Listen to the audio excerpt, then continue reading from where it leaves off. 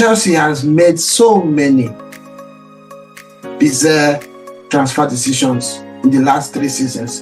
Izzy Kante, they let go to Saudi Arabia. Antonio Rudiger, Kai Havertz. There have been so many decisions that you can't wrap your head around why the decisions were made. Rudiger today showed Chelsea fans who would have won this game, the player that they lost. I know you've been seeing it in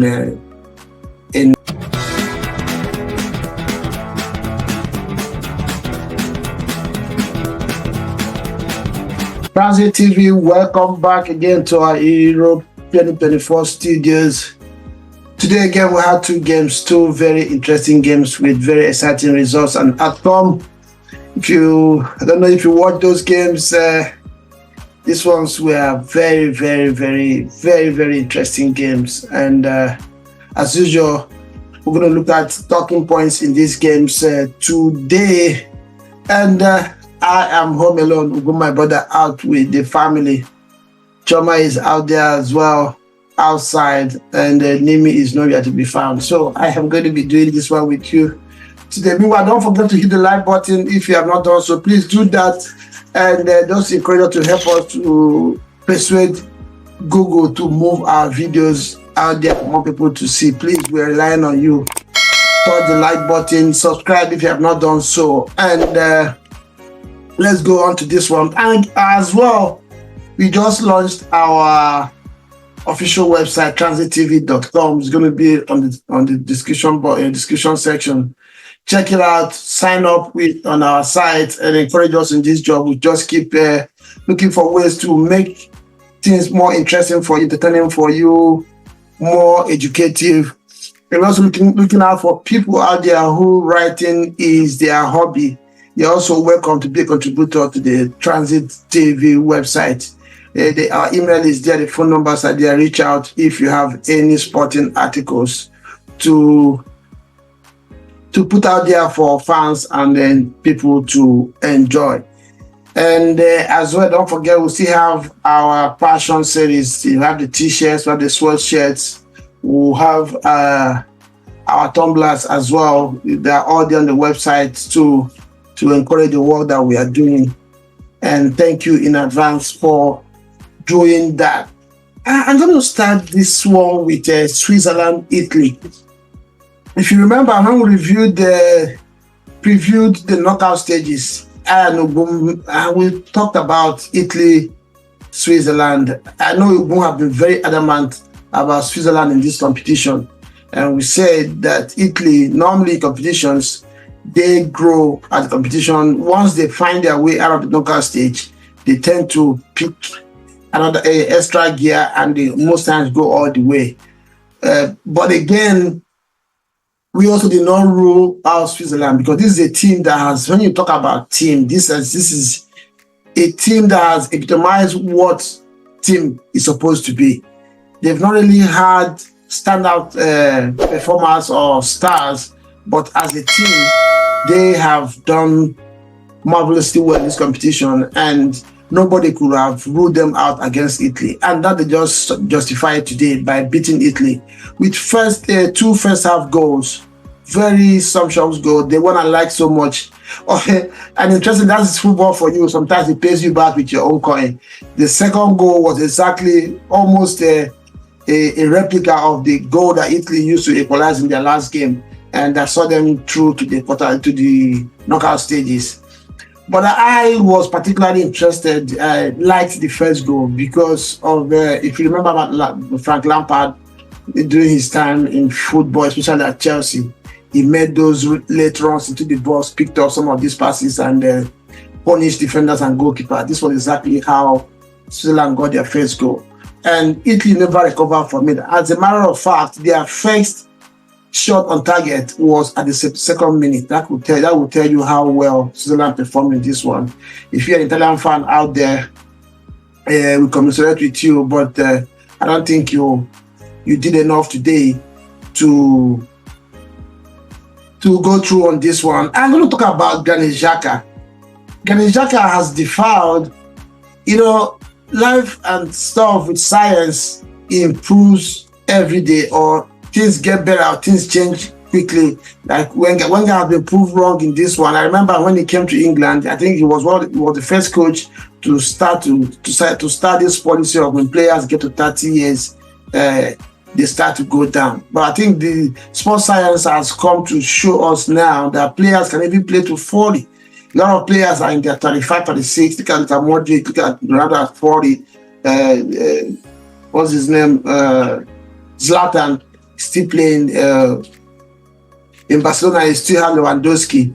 And so many other players for 35 that are going to go for Germany. Granit Xhaka had left Arsenal, I think he was 29 or 30. And see what he did in Leverkusen and what he's doing with the German the Swiss national team.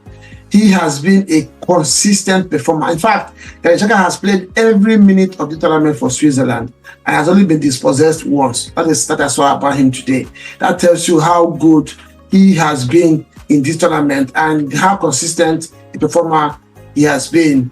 Now, if you were a doubter of why Arteta was adamant that Xhaka should not leave Arsenal when he first arrived, all has happened the last 2 seasons. Both his last season in Arsenal and the first season in Leverkusen and the national team in Switzerland now has proven Arteta very, very right. That means he knew Xhaka very well and knew the quality that he had. And I'm sure Arsenal fans right now will be ruined and trying to come to terms the loss of Xhaka, and unfortunately, he's not going to come back for Arsenal fans. Xhaka, thumbs up for you. You have been a top performer, very, very. I'm not talking about him just because he played for Arsenal before, but just because of the consistency of the performance so far in this tournament, what he has done for the national team, playing every minute of all the games that they have played so far, and being a very integral player in what Switzerland has achieved in the tournament. I said it the last time that if they go through today, I will not be surprised if they go all the way. Anybody that's going to play against Switzerland right now need to be very, very careful. I believe they're going to play Germany the next game. It's going to be a very, very interesting game. Clear your schedule. Make sure you don't miss that game the day it comes. It's going to really be a big cracker, because this is a team, 2 teams that have contrasting attributes. And it's really going to be interesting. So that's that for the Switzerland-Italy game. Then we move to the game of the day, which was Germany against Denmark. Very, very interesting game of football. For me, the talking point in this one is Nagelsmann. Sometimes club coach managers benefit from how national team managers use some of the players. And sometimes the national team managers benefit from how players play or are being used in their clubs. In this case, Nagelsmann has smartly enjoyed the benefit of what his players are doing in their club sides. He has used these players exactly how they have been performing in their club sides. And this is all around the pitch. Kai Havertz, Musiala, Gundogan, Toni Kroos, what's his name? Sane, name it. He has used all these players exactly how they have excelled in their club side, and this has paid Germany. Germany has had a very stable and steady performance in this tournament so far, and obviously they are the host. So they are also the team to beat in the tournament. I will not be surprised if they go all the way. Unfortunately, the 2 teams that are looking like they have what it takes, apart from Spain, are going to meet themselves along the way. So we see how this one is going to pan out. I'm going to talk about a few players in the German national team. I'll start with Antonio Rudiger. Chelsea has made so many bizarre transfer decisions in the last 3 seasons. Izzy Kante, they let go to Saudi Arabia.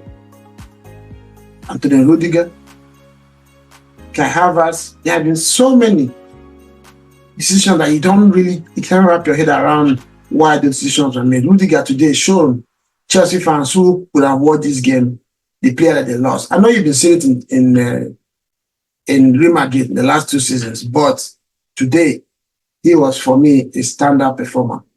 The way he committed himself to tackles, to defending, and the manner of leadership that he showed in encouraging his teammates when they make mistakes and when things didn't go their way. The way he has developed a very solid partnership with his co-center back. What's the guy's name? Slotterback.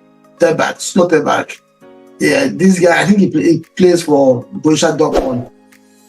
The both of them formed a very formidable pair in the middle of the park. Rudiger as well got the goal that, you remember, he got the goal that was cancelled for Germany. At the time, I didn't really understand why that goal was cancelled. I still don't believe that block off would have stopped the goal from going in, but from VAR, which have been, and that takes me to the next point. It's been very consistent. VAR has been very, very consistent in this tournament. Very, very consistent on either way. Any way you want to look at it, sometimes it's annoying, but they have stayed consistent. And I believe we have a few English referees in the tournament, and I believe that and hope that EPL will take Bro Eli from the tournament on how to use VAR. How to use VAR, not to punish teams, but to help the game get results that are supposed to be the outcomes of games. Be consistent with it, and it makes sure that what is good for the goose is also good for the gander. I want to talk about Musiala as well. Sometimes you have some players who are very technically gifted, who are skillful, who are dribblers, and they are annoying. They just don't know when to use those skills. But Musiala has been very consistently and smartly use the technical ability. Today again, he did that for Germany. Did very, very. I'm so impressed for that young man.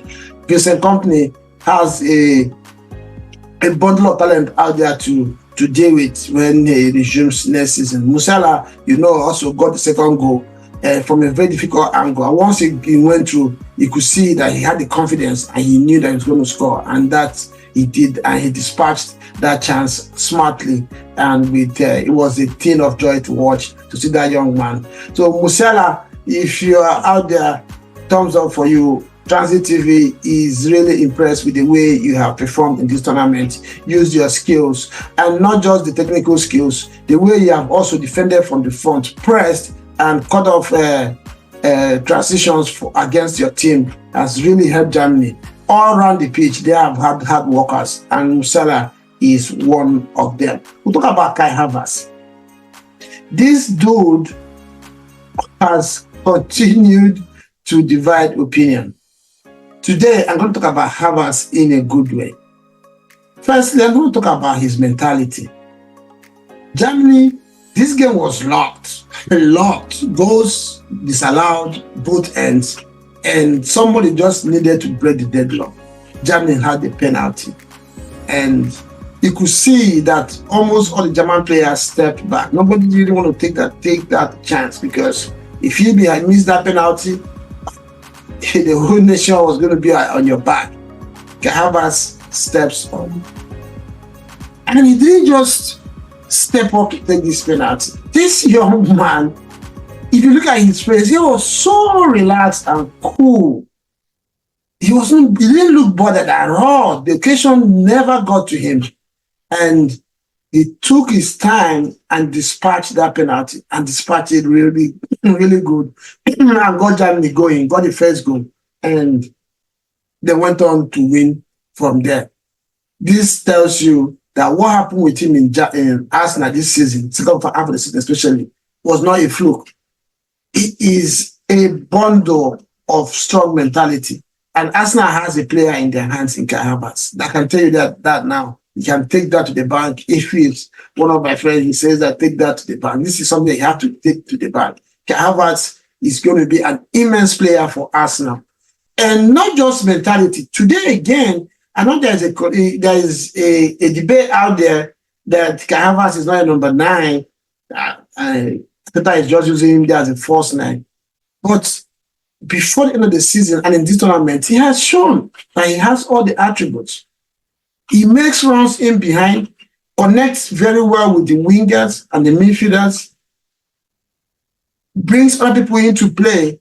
The only thing that is probably a little bit short, I can put on 60% right now for him, is his ability to finish chances. He still needs to improve on that one. And there's so many strikers out there, other strikers out there who have the same problem, because scoring goal, they say, is one of the most difficult things to do in football. So, Kai Havertz, Arsenal fans, please, I expect that next season, you guys are going to support Kai Havertz if Arteta decides to use him as the top striker for the club. He has the attributes. He has shown that.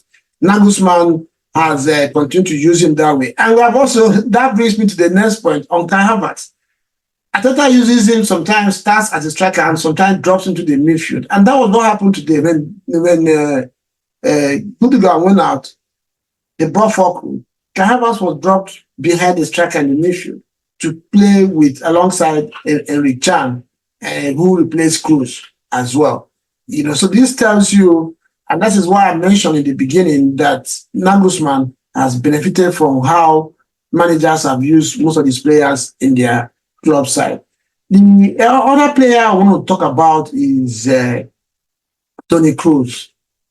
What a professional. What a performer. What a footballer. What a man. Toni Kroos steadied the ship.